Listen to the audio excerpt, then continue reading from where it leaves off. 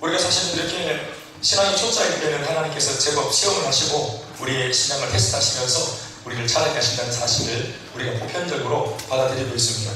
하나님께서 많이 이렇게 흔들어 대시고 때로는 얼마큼 잘하는가 보시려고 확인하시는 차원에서 검증하시려고 때로는 시험 허락하시죠. 예수를 믿어도 문제가 있습니다. 예수를 믿어도 환난이 있습니다. 그런데 그 문제는 사탄이 주는 것처럼 느껴지지만 예수를 믿는 사람들이 당하는 환난은 표면적으로는 마귀가 주는 시험 같으나 궁극적으로 살펴보면 하나님의 허용하신 그 허락 안에서 마귀가 우리에게 시험을 겁니다. 욥기를 보면 우리가 그 원리를 잘 알 수 있죠. 마귀가 우리에게 문제를 주지만 그 마귀가 우리에게 이렇게 시험 거는 그 모든 테두리 바깥에서 하나님께서 하나님의 의로운 손으로 이것을 통치하고 있다는 사실을 믿으셔야 합니다. 그래서 하나님을 믿는 사람들도 시험을 받지만 그것은 하나님께서 우리의 믿음을 담보로 일하시는 중이라는 사실을 여러분들이 마음으로 받으셔야 합니다. 자, 제가 말씀드렸습니다. 우리가 신앙의 초짜일 때는 하나님께서 그렇게 하셔서 고난과 환난을 통해서 우리를 자라게 하시려고 그렇게 하신다. 맞습니다. 그런데 오늘 이 본문을 보면 창세기 22장에 나오는 아브라함을 향한 하나님의 시험, 이것은 조금 그런 맥락에서 볼 때 이해가 안 되는 부분입니다. 왜냐하면 이미 창세기 12장에 등장한 아브라함이 이미 이 창세기 22장이 됐을 때는 이미 한 30년 가깝게 하나님과 동행하고 지금 살고 있는 그런 중이에요. 그러니까 예수를 믿은 지 30년이 이미 지나고 있는 시점에서 하나님께서 오늘 22장 1절 보니까 그 일 후에 하나님이 아브라함을 시험하시려고 그를 부르시되 이렇게 놨습니다. 그러니까 30년이나 예수님을 믿고 따라가고 있고 30년 예수를 믿었으면 이게 똥인지 된장인지 알아보는 사람 아니겠어요? 영적으로 얼마나 자랐겠어요? 30년 예수 믿었으면. 우리가 예수 믿은 지 5년밖에 안 됐는데도 이렇게 제법 반짝거리는데 30년 예수 믿으면 얼마나 반짝거리겠어요? 자기만 반짝거리는 게 아니라 이미 남들도 반짝거리게 만들어주는 그런 공급자의 인생을 살고 있지 않겠습니까? 또 실제로 아브라함의 인생을 듣다 보면 12장부터 시작해서 22장까지 얼마나 그가 많은 문제가 있었지만 제법 믿음으로 승리하고 조금은 엎치락 뒤치락 했지만 제법 그래도 단단한 신앙으로 잘 자라왔어요. 그러다가 정말 하나님의 축복 가운데 100세의 아들도 얻고, 이 아들을 얻기까지 그가 몇 년 동안 인내했습니까? 75세의 약속을 받아가지고 몇 세까지 그가 인내하며 약속을 받아냈습니까? 25년을 기다렸죠. 그래서 100세의 아들을 낳았습니까? 또 하나님 기적도 맛봤고, 불가능이 없다는 사실도 자신의 어떤 그런 이 가정의 어떤 에피소드를 통해서 그가 많이 깨달았을 것이고, 하나님의 위대하심에 대해서. 아멘이십니까? 창세기 15장을 보면 최초로 하나님께서 이 아들에 대한, 이삭에 대한 이야기만이 아니라 이삭을 통한 미허리에서 더 아주 중다한 그런 어떤 자손들이 하늘의 별처럼 바다의 모래처럼 많이 그렇게 창궐해질 것이라고 하는 이런 놀라운 복도 약속해 주셨는데, 창세기 15장에 주님이 이 약속을 주셨을 때 아브라함이 이것을 믿음으로 하나님이 이것을 그의 의로 여기셨더라 할 정도로 그가 의로운 모습을 보이는 그런 사람이었어요. 창세기 15장에. 창세기 17장에 그가 믿음으로 할례를 받고 하나님의 표식을 가지고 있는 사람으로 구걸하게 소개되어 있어요. 아멘이십니까? 이렇게 뭔가 믿음으로 계속 하나님을 고백하면서 기적도 체험하고 응답도 체험하고 그러면서 하나님의 사람으로 이렇게 잘 성장한 그런 아브라함입니다. 그리고 지금은 예수를 믿은 지 한 30년이 넘은 그런 시점이에요. 그런데도 오늘 하나님께서는 바로 그냥 막무가내로 22장 1절 말씀에 또다시 하나님이 이런 아브라함을 시험하시려고 그를 부르고 계시다고 하는 사실을 우리가 어떻게 이해하면 좋을까요?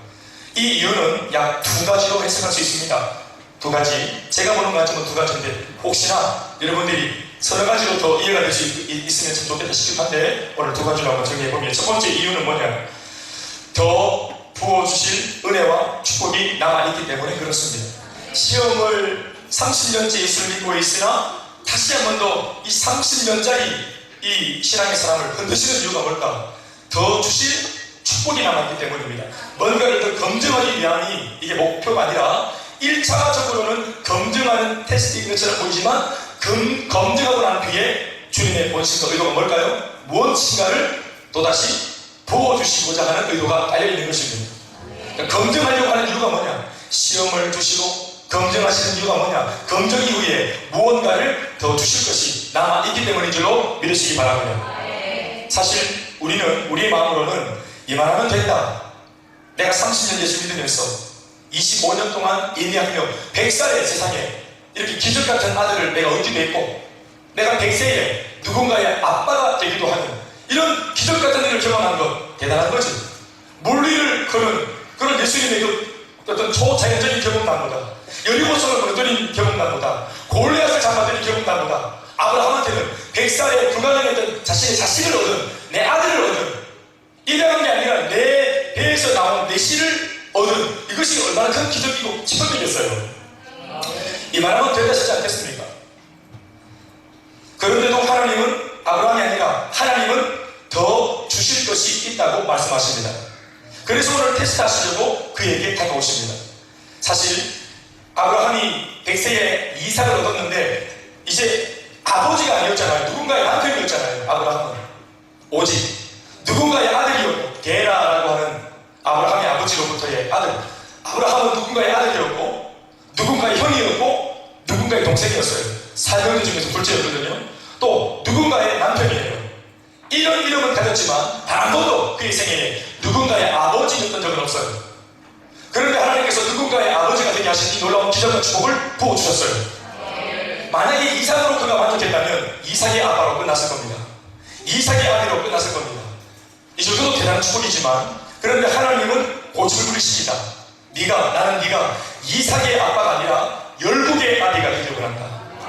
네가 아브라함이 아니라 아브라함이 되기를 원한다. 너희 한 가정의 가장이 아니라 네가 열국의 믿음의 조상이 되어져서 믿음의 1번지, 신앙의 1번지, 또 축복의 1번지가 되어지길 바란다. 이런 이제 입장을 하나님이 가지고 계셨어요. 아브라함은 더 많은 축복을 원치 않았는데도 하나님은 고집스럽게 더 줄 복이 남았다고 말씀하십니다.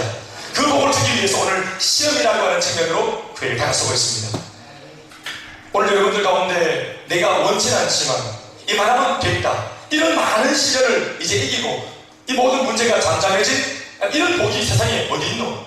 이 말하면 됐다, 이 말하면 내가 배가 부른다, 이런 입장인데도 하나님이 뭔가 이런 말을 또다시 검증하시려고, 테스트하시려고, 시험하시려고 흔드는 어떤 그런 측면이 있다면, 지금 여러분들이 당면하고 있는 그 시험을 향한 이 해석을 잘해야 될 줄 믿습니다.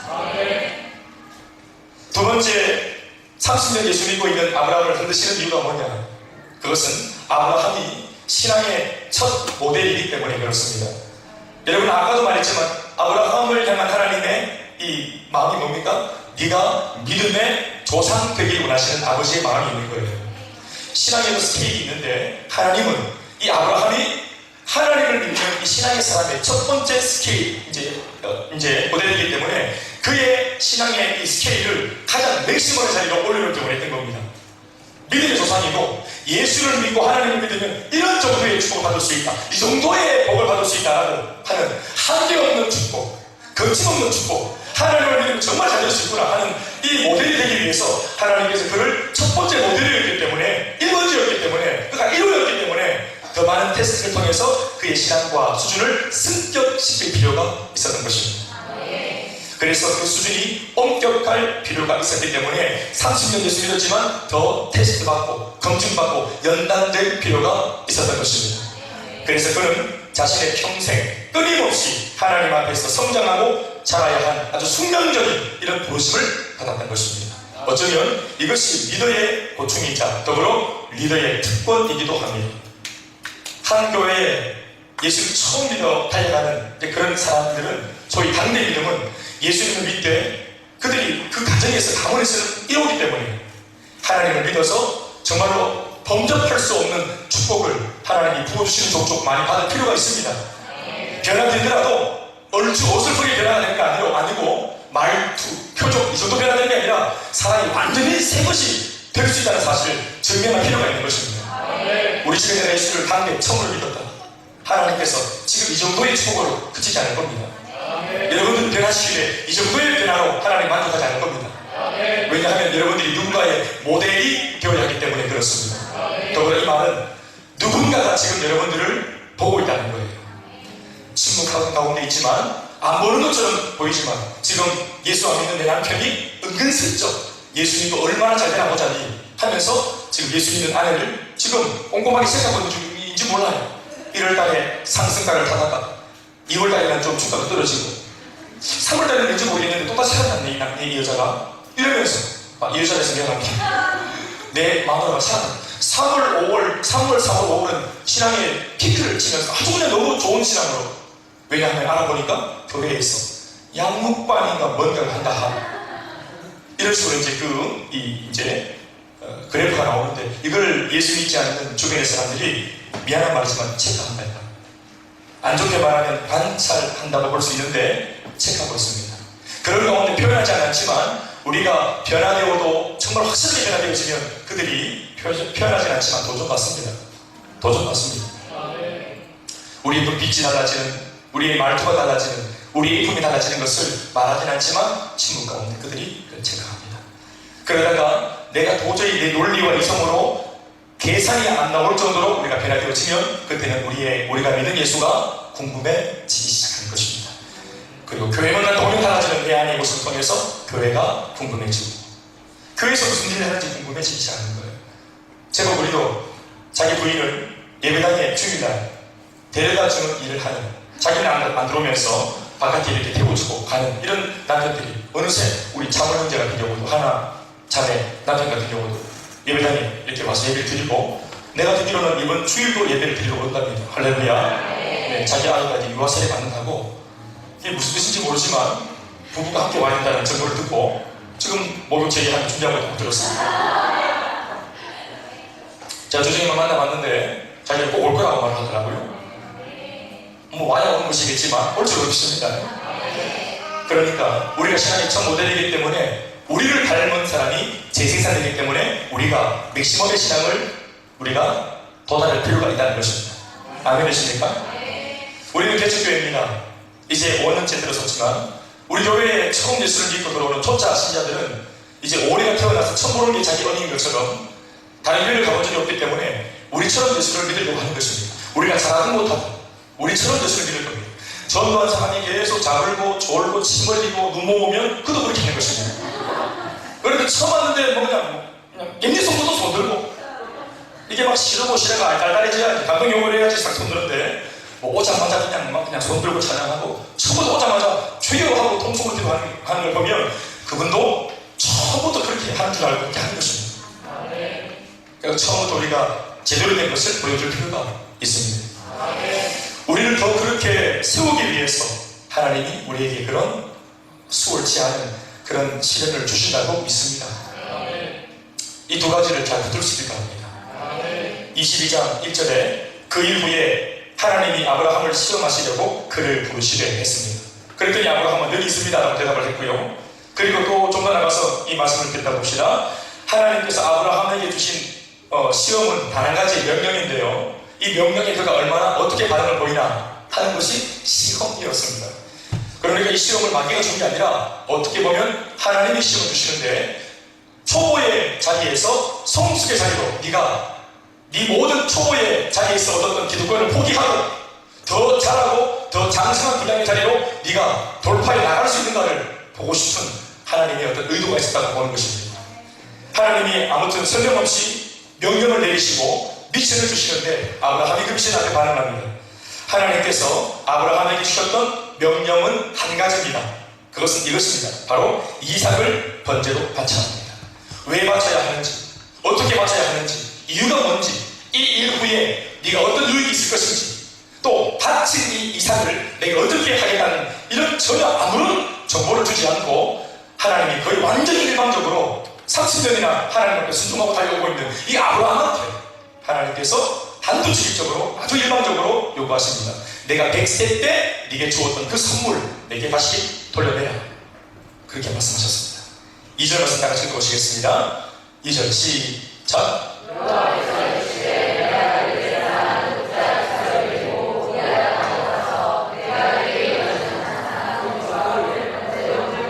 보시다시피 설명이 없습니다. 그냥 명령하십니다. 하나님은 이 2절 한 구절에서 무려 4번이나 이삭의 이름을 거론하십니다. 발견해 보실까요? 자, 첫 번째 뭐죠? 네 아들. 두 번째, 네 사랑하는 독자. 또 이삭. 또 저 뒤에 가서 그를, 네 아들, 네 사랑하는 독자 이삭, 바로 그를 내게 번제로 바쳐. 하나님께서 왜 이렇게 여러 번 한 구절 안에서 이삭의 이름을 계속 다른 표현으로 반복할까요? 그것은 하나님께서 이삭이 그의 아비 아브라함에게 어떤 의미의 존재 가치인지를 하나님이 잘 알고 있다는 사실을 나타내 보여주는 대목입니다. 하나님은 오늘 그냥 막 무심코 그냥 즉흥적으로 말하는 게 아니라 이 아브라함에게 이삭이 어떤 존재인지, 내가 달라고 말하는 이 이삭이 너한테 어떤 존재인지 너무너무 잘 안다는 겁니다. 내가 그 이삭 안다는 겁니다. 네 독자지? 이삭, 네가 아주 사랑하는 너의 독자, 네 아들이지? 이름을 이삭이라고 하는 바로 그 이삭의 이름은 웃음입니다. 이 이삭 때문에 네가 웃게 되었던, 너를 웃게 했던 이 이삭, 바로 그를 내게 번제로 바쳐. 네 손을 놓아라 합니다. 이삭은 아브라함에게 있어서 자신의 전부입니다. 또 이삭은 아브라함에게 있어서 신앙의 절정에 얻은 하나님으로부터 받은 선물이기도 합니다. 신앙을 검증받고 너희 말만 됐다 하고 백세에 얻은 하나님으로부터 좋은 신앙이라는 것을 검증받고 그 좋은 신앙에 대한 결과물로 받은 선물이에요. 그러니까 이 이삭은 하나님과 자신의 신앙의 추억이 있어가지고 가장 절정을 이루었을 때 누렸던 어떤 성령 충만했던 기억입니다. 아멘이십니까? 이런 사실을 하나님도 잘 알고 계시는데도 불구하고, 그럼에도 하나님은 아브라함의 전부이자 신앙적으로 볼 때도 신앙의 추억 속에서 하나님과 가장 관계가 돈독했을 때, 그때 그 모든 좋은 기억, 이 전부를 하나님 앞에 내려놓아 보이라고 요구하십니다. 좋았던 것도, 인간적으로 좋은 것도, 신앙적으로 잘했던 좋았던 것들도, 네가 가장 성령 충만해서 활개를 치고 내 앞에 영광을 돌렸을 때, 그때 헌신했던 열정, 이 좋았던 신앙적인 추억과 기록들도 다 내게 내어 보이라고 말씀하십니다. 이삭은 그런 의미입니다. 이 아브라함은 믿음으로 순종의 행위에 복받은 프로들의 새끼입니다. 하나님은 설명없이 복바로 그냥 내놔라 하고, 아브라함도 복바로 설명없이 뭐 찡그리 가리지 않고 그냥 딱 내놓습니다. 프로들의 세계입니다. 창세기 22장. 아브라함의 순종은요, 행동하는 순종으로 나타나는데 세 가지로 나타납니다. 첫 번째는 즉각적으로 순종합니다. 3절 상반부에 적혀 있습니다. 아브라함이 아침에 일찍이 일어나. 그 아침이 언제입니까? 그 밤이 어떤 밤입니까? 하나님으로부터 가히 소화할 수 없는 명령을 들었던 그 밤입니다. 그리고 그 명령을 듣고 잠을 잤는데 그날 아침 일찍이 일어났습니다. 어떤 분은 너무 마음이 고통스러워서 잠 못 이룬 밤을 보내고 일찍 일어났다는 말하는 분도 계시는데, 이게 밤을 샌 게 아니고요, 잤습니다. 일어났다는 말을 들어보면 잤겠죠. 하나님 말씀을 들었는데도 그가 100% 소화는 안 됐지만 믿음으로 잠을 청하고 아침에 설레이는 마음으로 일어났습니다. 두 번째는 진짜로 할 것처럼 순종합니다. 3절 후반부입니다. 말씀 보시면 어떻게 합니까? 여러 가지 나와 있는데, 먼저 나귀의 안장을 지우고, 두 번째 두 종과 그의 아들 이삭을 데리고 번제에 쓸 나무를 쪼개어가지고, 굉장히 사람이 섬세하죠. 그리고 하나님이 일러주신 곳으로 직접 실제로 갑니다. 동사를 잘 보세요. 안장을 일어났죠, 안장을 지우죠, 이삭을 데리고, 그리고 가지고 번제물에 쓸 이 장작을 쪼개어서 가지고, 얼마나 통째로 가져가는 것도 아니고 쪼개가지고 언제 이걸 준비합니까? 벤또 사고 도시락 싸고 유부초밥 말고 하나님이 일러주신 곳으로 직접 다 가는 것입니다. 그러니까 굉장히 사람이 행동을 거침없이 합니다. 이 말은 뭐죠? 할 것처럼 하겠다는 것입니다. 말로만 아멘이 아니라 아멘하고 이렇게 딱 고백한 뒤에 진짜로 할 것처럼 하나님과의 대면의 이 대화가 끝나고 난 뒤, 대면이 끝나고 난 뒤 딱 돌아서서 내 삶에 왔을 때 진짜로 할 것처럼 행동에 옮기는, 그것도 굉장히 구체적으로 행동, 거듭되는 행동을 거침없이 이행합니다. 할렐루야. 우리는 이러한 것을 순종이라고 말하는 것입니다. 아멘이십니까? 세 번째는 한결같이 이 순종을 지속적으로 합니다. 4절 말씀입니다. 제3일에 아브라함이 눈을 들어 그곳을 멀리 바라봅니다. 출발했습니다. 하루, 이틀, 3일. 3일째 여정길에 올라서 하나님이 약속하신 그 모리아 땅에, 모리아 산에 이 아들을 바치기 위해서 그 여행을 이제 여정길에 올랐는데, 3일째 계속 이 여정길을 이탈하지 않고 꾸역꾸역 이 아들과 결별하는, 어쩌면 영원토록 결별할 수도 있는, 뭔가 하나님이 말씀하신 그 부당한 명령을 감당하기 위해서 즉각적으로 반응했고 그리고 지속적으로 반응했고 그 끝을 볼 각오로 지금 걷고 있습니다. 순종은 즉각적으로 해야 되고 할 것처럼 해야 되고 한결같이 지속적으로 하는 것, 이것이 순종인 줄로 믿습니다. 제3일째 3일 동안 마음이 변하지 않습니다. 또 하나님께서 아시고 작심삼일 이런 것을 아시고 3일 정도 여정길에 있는 목적지로 그를 부르신 것 같기도 합니다. 만약 4일째, 5일째 길이 너무 멀었다면 마음이 바뀔 수도 있는데 3일쯤 되는 길에 산을 이제 진행하시고 부르신 것 같습니다. 아무튼 아브라함은 변치 않는 마음으로 순종하기 위해 움직였습니다. 사랑하는 여러분, 순종은 믿음에서 나오는 것입니다. 아브라함의 위대한 순종은 어쩌면 그의 위대한 믿음에서부터 나온 결과물인지도 모르겠습니다. 불가능해 보이는 미션 앞에서도 조금의 주저함이 없이 곧장 순종할 수 있었던 이유가 되어준 아브라함의 믿음이 오늘 본문 속에 잘 기록되어져 있습니다. 우리는 순종만 이렇게 봤는데 이 순종 보고 그냥 우리가 배우려고 그러면 이 순종 참 본받기 어렵습니다. 이 순종이 아브라함을 딱 보니까 애쓰면서 지금 순종하지 않습니다. 지금 아브라함 속에 굉장히 자연스럽게 순종이 나오고 있습니다. 왜냐하면 갈등은 흔적, 몸부림치는 흔적, 막 결단하고 흠있게 물고 막 그냥 무슨 결단을 하듯이 그렇게 이벤트처럼 하지 않습니다. 하나님 말씀하셨고 그도 그 말씀 앞에 자연스럽게 움직입니다. 순종이 지금 굉장히 자연스러워진 거예요.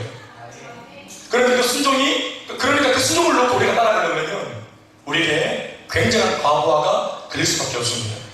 그런데 제가 오늘 지금 여러분들에게 말씀드린 것과 같이 이 순종은 위대한 믿음의 결과물에 불과하다. 그러면 우리가 아브라함의 믿음을 좀 이렇게 좀 쫓아가보면 어느 정도 우리가 감당할 수 있는 어떤 그런 내용들이 나올 수도 있겠지요. 아브라함이 보여준 믿음이 뭔가? 그것도 한 몇 가지가 나오는데 첫 번째는 자신과 자신의 아들이 이렇게 하나님께 바쳐져도 다시 한번 하나님의 은혜를 통해서 무사히 다시 돌아올 수 있도록 하실 것이라 하는 하나님 앞에서의 믿음이 아브라함의 입에서 고백되어집니다. 5절을 다 같이 읽어볼까요? 예, 다 같이 시작. 너희는 나귀와 함께 여기 있으라. 자, 종들 2명은 남겨놓고 내가 시작. 내가 아이와 함께 저기 가서 예배하고 우리가 너희에게로 뭐하리라? 여러분 돌아올 수 있습니까? 지금 아브라함 이 산에 왜 올라갑니까? 아들을 바치러 갑니다. 또 그렇게 하려고 100% 맘먹었습니다. 거짓이 아닙니다. 이 아브라함은 반드시 100% 아들을 바칠 겁니다. 그리고 바치고 난 뒤 돌아온다면 아브라함 혼자 빈손으로 혼자 들어가야 됩니다. 그런데 아브라함은 오늘 종들에게 하는 말씀에 뭐라고 말합니까? 너희들 여기 기다리고 있으면 내가 아들과 함께 다시 돌아온다.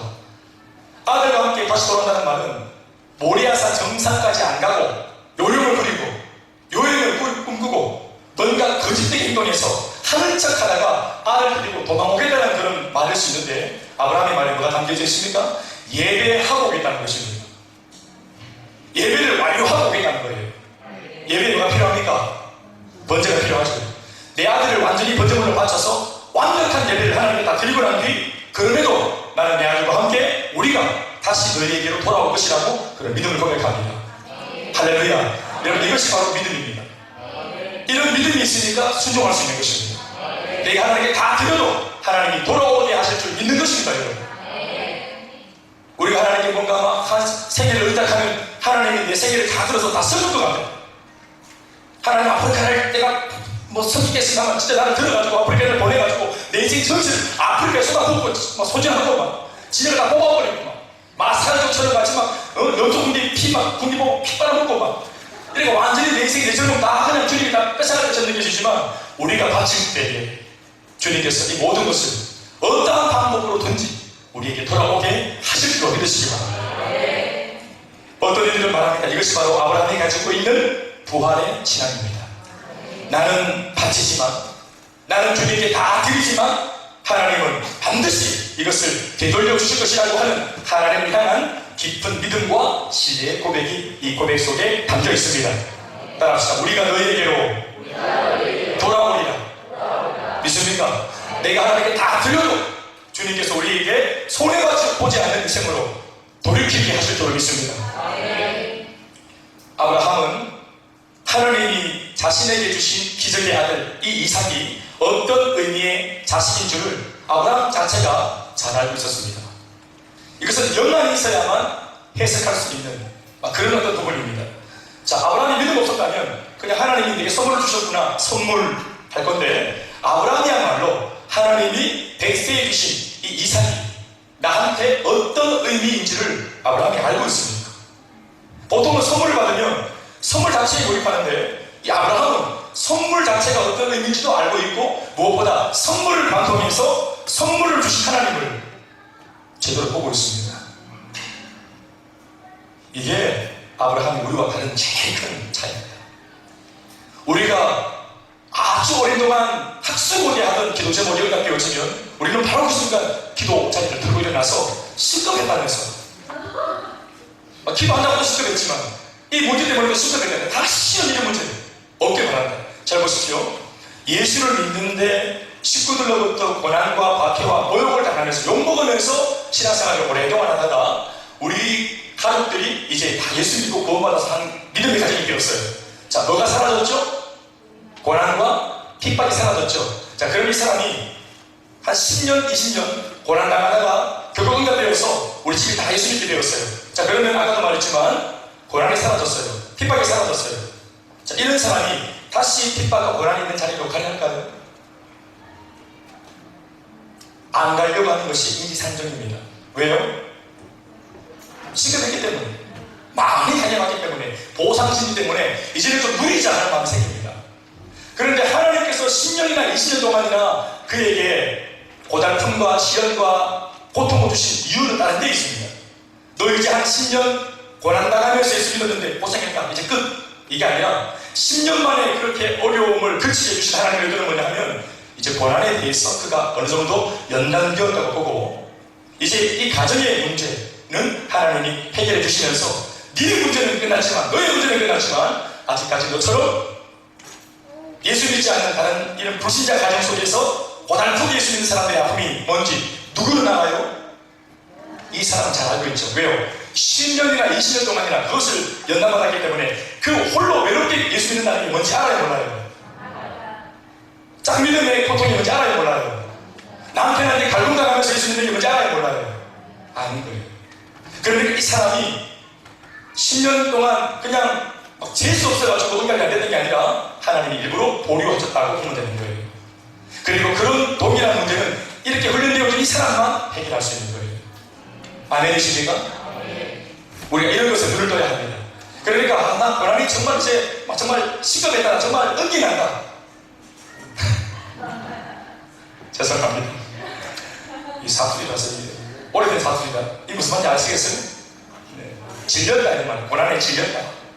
이런 사람은 이제 고난 없이 예수 믿는 게 어디냐 하는 그런 입장일 수 있는데, 하나님은 훈련시켜놓은 이 사람을 또 다른 고난의 자리로 보내려고 하십니다. 할렐루야.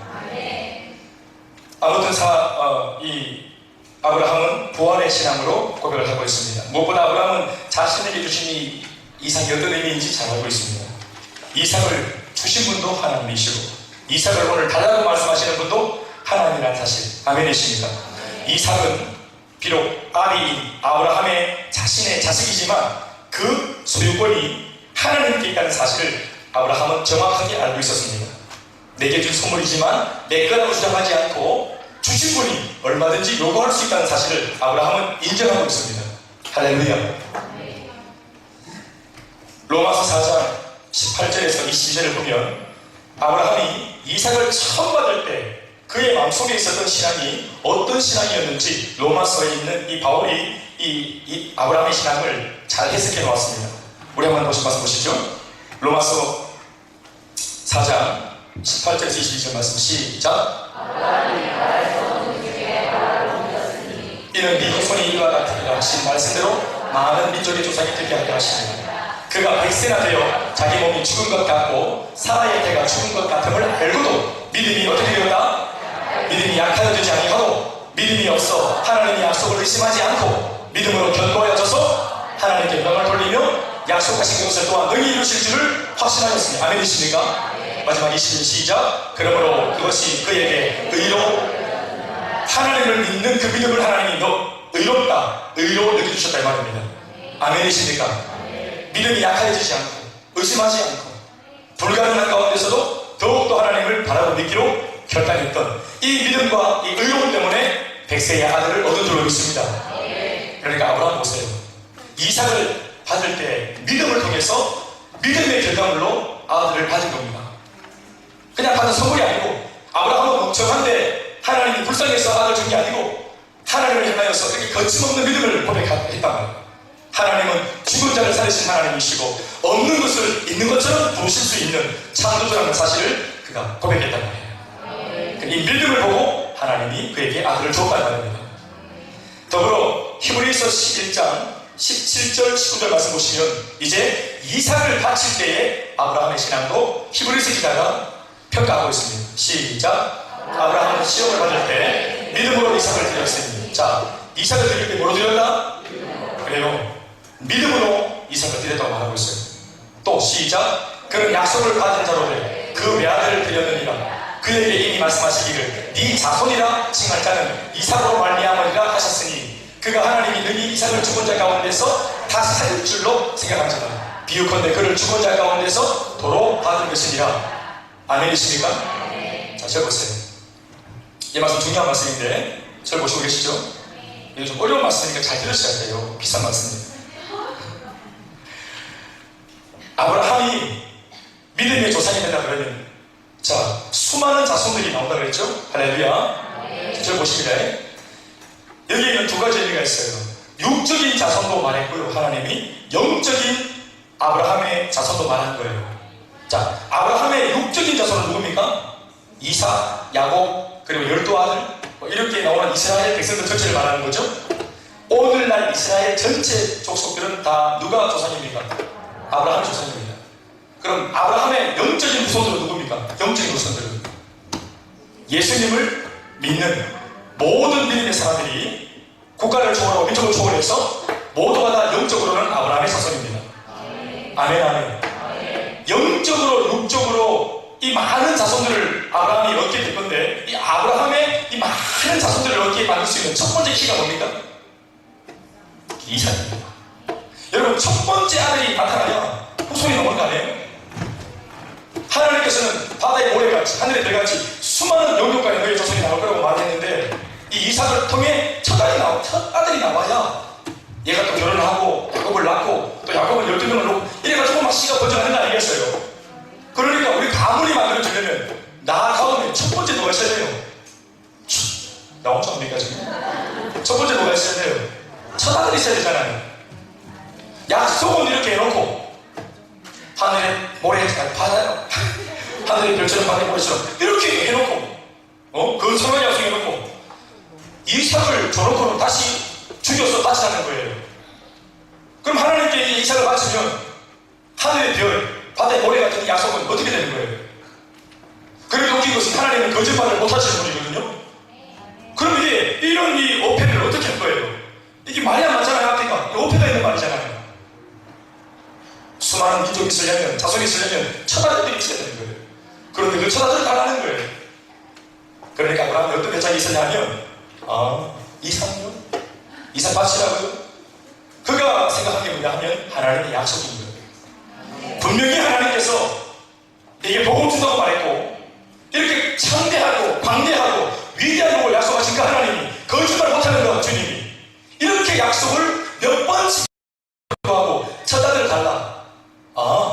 하나님께 이성적으로 상식적으로는 이해는 안 되지만 이 아들을 바치면 그 말을 다 순종하고 바치면 하나님께서 무언가 생각이 있겠지. 나는 모르는 뭔가 하나님께서 이삭을 통해 하실 어떤 당신의 계획이 있겠지. 내 머리로는 도저히 이해가 안 되지만 이삭을 바치는 것은 죽는 것인데 이 죽은 이삭을 통해서 어떻게 수많은 자손을 만들 것인지 나는 내 머리를 모르겠지만 약속하신 그 말씀이 말씀대로 이루어질 줄로 믿는 것입니다. 자, 이런 겁니다. 제가 학부를 다닐 때 제가 학부 아주 고약한 그 교수님 때문에 제가 좀 공격을 받아가지고 어쩔 수 없이 제가 휴학을 했어요. 휴학을 했는데 원치 않은 휴학을 했기 때문에 1년이 갑자기 있는 거예요. 그래서 막 제가 너무 이 삶이 막 흐트러지고 어려웠어요.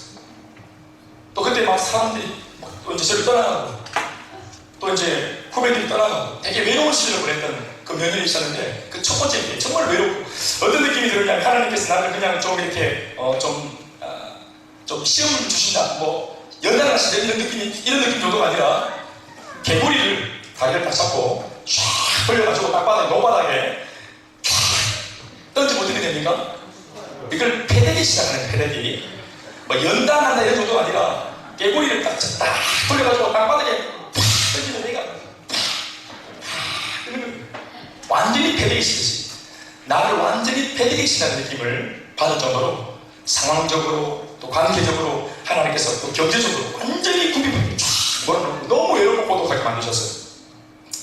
그래서 정말 하나님이 나를 지근지근 짓밟는다라는 느낌이 날 정도로 그렇게 하셨던 그 20대 후반이 기억나요. 근데 어떠한 사연이 있어가지고 어떤 그 기도원에 나 때문이 아니라 그 우리 기도하는 그 기도팀의 한 자매의 엄마가 일전에도 말씀드렸지만 엄마가 갑자기 위독하게 되어가지고 이분이 살게 될지 어떻게 될지 이 권사님이 기도를 많이 하시다 그러니까 우리가 물으러 갔어요. 그것도 이제 기도를 뭐 한 5시간 이상씩 하고 밥을 꼴딱 떼고 그 기도원에 찾아갔어요. 여러 명이 갔는데 엄마 그래 이제 기도해보니까 권사님 어떻게 되겠습니까? 하니까 아유 딸아 엄마 하나님 풀어가실 것 같다. 그래서 막 오열을 하고 넘어가고 난리가 났어요. 그리고 이제 그 아이를 추스려가지고 기도원을 나가려 하는데 그때 이제 밤새도록 기도했으니까 머리가 완전 떡이 해가지고 이렇게 막 떡져가지고 있고 울다가 또 나머리다 하니까 이 머리가 완전 떡이 져가지고 있고 또 막 그때 이제 막 백수니까 막 그냥 죽이는 바람에 이래가지고 막 그냥 전혀 준비 없이 또 밤새고 눈 벌게 가지고 이렇게 눈곱 끼고 그래가지고 이제 나가는데 그 할머니 권사님이 딱 앉아 계시면서 어이 나보고 어이 보자 나보고 그러다가 나 손만 나보고 나는 여기 잘 모르는 곳이고 이런 기도도 쳐봤어요. 내 인생이 제일 아무할 때 딱 돌아봤어요. 저요? 하니까 그래 이리 와봐라 내가 여기 또 서 있었어요. 앉아 계시고 여기 또 보니까 날 보시면서 하신 말씀 그래 보자 어디 뭐 전도사가 신학생이가 아이고 큰 종 되겠네. 제가 하는 말입니다. 할머니가 하신 말씀 그대로 옮기면 어디 보자 전도사가 신학 아무것도 안 했어요. 제가 깜골래 아무것도 안 했어요. 보고 저 자신도 지금 앞에 안 보여가지고 힘들어요. 그래 이제 이렇게 보면서 그래 이제 큰 종 되겠대. 앉아 그래. 어떻게 앉았어요. 큰 종 된다 할게 앉았어요. 그러더니 자 한번 기도 한번 해봐라 하는 거예요. 기도를 해봐라 이렇게 합니까? 기도를 시작하고 하는 거예요. 이 할머니 목사님 기도 한번 해봐라. 내가 맹숭맹숭하게 해가지고 기도요. 기도 한번 해봐라. 어떻게 기도합니까? 그거 혼자 기도를 보자는 거예요. 기도하겠어요? 근데 뭐 가만히 있으니까 방을 해보라고 방은 그렇게 말씀하셔요. 약간 TV 욕쟁이 할머니 피거든요 이제.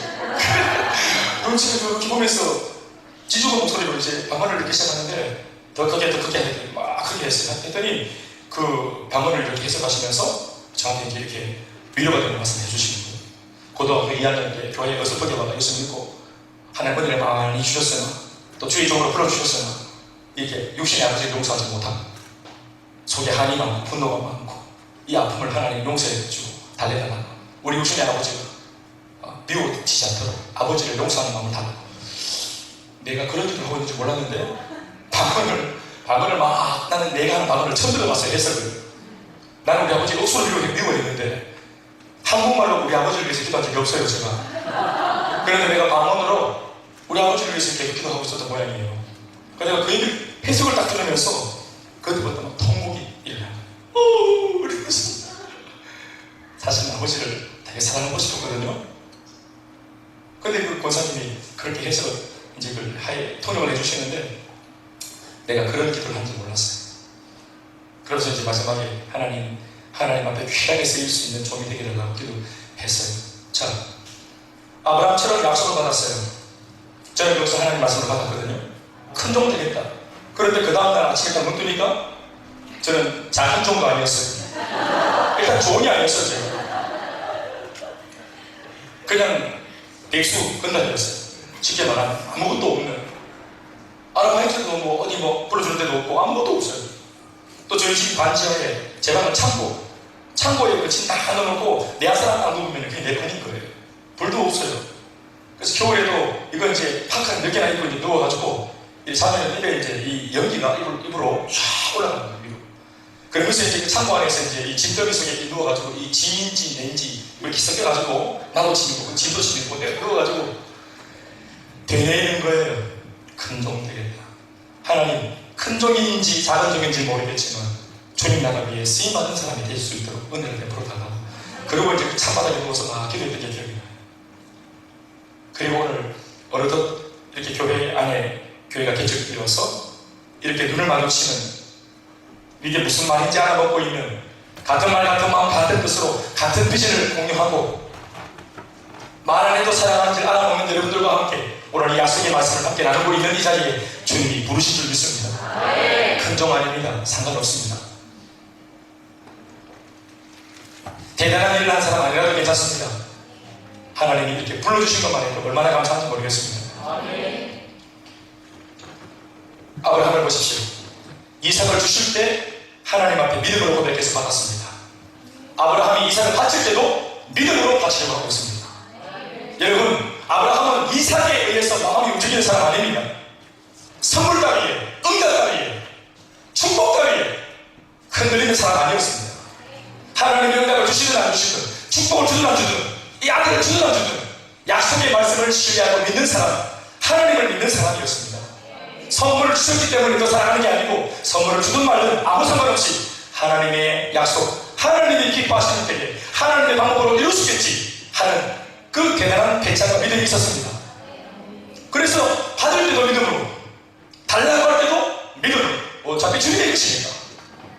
그러나 내가 내 할 도리 하면 하나님도 하나님의 약속을 내 상식, 내 논리, 이것 바깥에서 반드시 하나님의 방법으로 이루실 줄을 믿었고, 내가 이삭을 바쳐도 하나님은 이 약속을 위해서라도 다시 한 번 더 이삭을 내게 돌려주실 것이라고 하는 믿음이 있었다는 사실을 받을 수 있게 됩니다.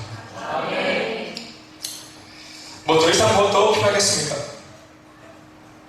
또 한 가지만 더 알아보면 아브라함의 믿음, 내가 하나님을 위하면 하나님은 반드시 나를 위하실 것이라고 하는 순종과 헌신의 비밀을 아브라함은 믿음을 통해서 알고 있었습니다. 7절과 8절을 다 읽어보시겠습니다. 이삭이 시작.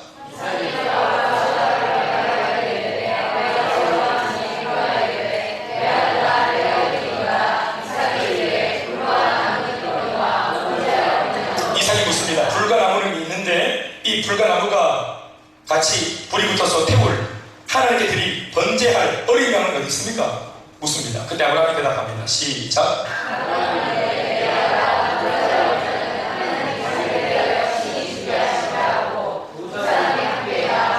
할렐루야. 아브라함이 말합니다. 하나님이 자기를 위하여 친히 준비하실 것이다. 아브라함은 순종과 헌신의 깊은 비밀을 잘 알고 있었습니다. 나단에는 하나님 앞에 순종하고 헌신한답시고 대가도 지불하고 희생도 하지만 결국 하나님은 당신의 능력으로 당신 자신의 일을 행하시더라 하는 것입니다. 결국 하나님은 나 자신의 순종과 헌신의 그 진정성만을 받으시고 다시 모든 것을 되돌려 주시는 분이십니다. 나의 마음을 확인하신 다음에는 결국 하나님 당신 자신의 능력으로 모든 일을 행하신다 하는 사실을 아브라함은 잘 알고 있었습니다. 나는 이삭을 준비하여 나가지만 하나님은 이삭이 아닌 다른 무엇인가를 이미 스스로 준비하실 것이라 하는 사실을 그는 알고 있었습니다. 그러니 나는 내가 할 의무와 도리를 다하면 되는 것입니다.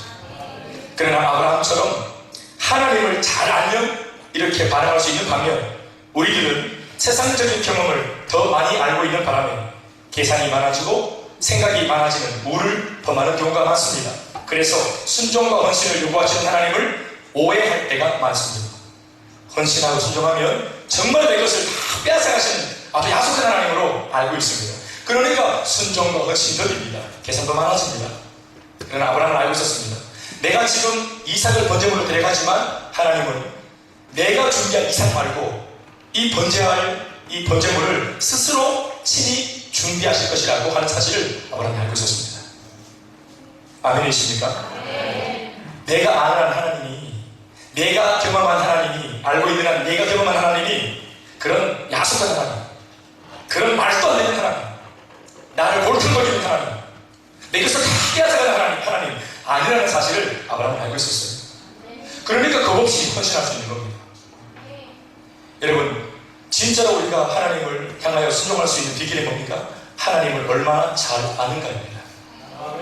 하나님을 잘 알면, 신뢰하면, 믿으면 내 모든 것을 그분의 손에 다 위탁할 수 있습니다. 결국은 믿음과 신뢰가 부재되니까 순종이 안 되는 것입니다. 우리는 하나님을 얼마나 잘 알고 있습니까? 모리아산 꼭대기 위에서 나를 부르시는 그 주님이 원망스럽고 불평스러울 때가, 짜증날 때가 많지 않습니까? 줄 때는 언제고 빼앗아 가시는 주님이 이게 정말 얄밉다, 정말 야속하다고 느낄 때가 없습니까? 그러나 이번 주 우리가 셀 가족 셀 말씀에서도 들은 것과 같이 하나님은 언제나 좋으신 분이십니다. 언제나 하나님은 좋으신 분이십니다. 내 생각과 내 경험으로, 내 그런 잣대로 하나님을 계산하고 평가하니까 부당해 볼 때가 많지만, 그럼에도 하나님은 언제나 선하십니다. 우리가 당하는 고난은 조금 더 지나가야 합니다. 인생 조금 더 살아봐야 됩니다. 그럼 하나님께서 얼마나 선하신 분이신지. 결국 이 말씀을 바꾸면 뭡니까? 아브라함이 이삭을 잡으려고 칼을 들고 목에 칼을 딱 가질 때 아브라함이, 하나님이 아브라함을 만나시면서 뒤를 보게 하시고 돌아보니 이미 오래전부터 가시떨기 사이에 뿔이 걸려있는 양을 발견하게 되죠. 아브라함의 고백 그대로 하나님이 하나님의 번제물을 직접 준비하셨습니다. 단지 아브라함을 통해서는 이삭에 대한 아브라함의 마음을 확인하고 싶으셨던 것입니다. 말씀드리겠습니다. 절 보십시오. 오늘 하나님께서 말씀하십니다. 아브라함아, 네 독자, 네가 사랑하는 독자 이삭을 내놔라. 자, 보세요. 오늘 하나님이 원하시는 것이 이삭입니까? 제가 볼 때는 안 그렇습니다. 제가 볼 때는 아브라함을 향해서 네가 소유한 네 기적의 아들 이삭을 내놓아라가 아니고 너 자신을 내게 다오 하는 말씀입니다. 내게 있어가지고 생명처럼 느껴지는 가장 소중한 보물을 내놓는다는 것은 어쩌면 보물이 아니라 나 자신을 내어놓는 것과 똑같은 것입니다.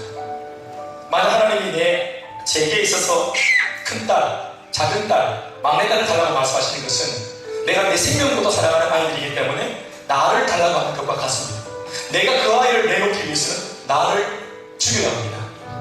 나의 집착, 나의 소유욕, 내 거다 말하는 내 자아가 죽어져야 헌신이 가능합니다. 여러분, 헌신과 순종은 내가 죽어 자기 죽음이 저지되어야 가능해지는 것입니다. 어떤 면에서 순종이라고 하는 것은 그래서 내 손에 있는 그 무언가를 드리는 것이 아니라 나 자신을 드리는 것입니다. 순종과 헌신, 진정한 번제물은 이삭이 아니었고 사실은 아브라함 자신이었습니다. 사랑하는 여러분, 우리가 이러한 하나님의 신뢰가 있다면 이 일이 가능합니다. 우리가 드리면 하나님은 그것을 손상시키지 아니하시고 여전히 하나님 일을 하십니다. 이 한 가지를 저는 이렇게 결론 짓고 싶습니다. 다른 인물을 통해서 결론을 짓고 싶은데, 모세가 하나님께 80세의 부름 받을 때 그가 발견한 것이 뭐였습니까? 하나님 어떤 모습이었습니까? 가시떨기 위에 붙어있는 불로 나타나신 하나님을 만났습니다. 불이라고 하는 것은 모름지기 뭔가를 연소시키면서 존재하는 겁니다. 그리고 그 재료를 다 태우고 나면 불로 사라지는 겁니다. 맞습니까? 그런데 모세가 발견했던 그 떨기 나무는 어땠습니까? 나무는 타지 않는데 불 스스로 그냥 나무 위에 존재했습니다. 무언가를 통해서 타는 불이 아니라 스스로 이글거리고 타오르는 불이었습니다. 모세가 물었습니다. Who are you? 했더니 주님 말씀하셨습니다. 처음으로 당신 자신이 당신의 이름을 밝힙니다. I am who I am. 나는 나다. 나는 스스로 있는 자다. 하나님인 것입니다. 모세는 여러분, 하나님께서 나를 통해 일하시지 않는 것 때문에 화가 났었습니다. 그러나 하나님은 모세를 소진시키지 않고 모세를 혹사시키지 않고 모세 가운데 일하시지만 모세를 위험하지 않고 모세를 힘들게 하지 않고 스스로 모세와 함께 모세를 옷 입고 일하시는 분이십니다. 우리가 하나님께 내 자신을 드리면 왠지 내 인생이 손해보고 내 좋은 시절, 젊은 날 좋은 시절을 뺏기는 것 같다는 느낌이 듭니까? 참만의 말씀. 주님은 우리가 무엇을 내놓기 때문에 일하시는 분이 아니라 우리 위에 우리의 것을 조금 더 손해보지 않도록 지키시면서도 당신의 일을 하시는 분이십니다. 단지 우리에게 뭘 원하십니까? 우리의 마음의 진정성입니다. 이 진정한 고백, 계산하는 순수한 헌신, 이것이 오늘 우리 교회에 여러분들의 삶의 현장에 고백되어 줄 수 있다면 놀라운 기적들이 일어날 줄로 믿습니다. 여호와의 일에 모리아산 꼭대기까지 올라가 봐야 경험할 수 있는 것입니다. 중대히 포기하는 것이 아니라 모리아산 꼭대기까지 가면 그 순장을 발견할 수 있는 것입니다. 여호와 이래를 경험할 수 있는 것입니다. 오늘 여러분 기도했습니까? 100도까지 그 정점을 찍는 기도가 필요할 줄 믿습니다. 모리아산 올라가다가 도중에 포기하지 말고 기도하고 헌신하고 나아갈 수 있는, 그래서 나도 내 것을 남기고 주님도 주님 일을 할 수 있는 은혜가 있기를 예수님 이름으로 축복합니다. 할렐루야. 다시 일어나셔서 우리 함께 찬양하시고 나의 모습 나의 소유 하나님께 다 맡기시고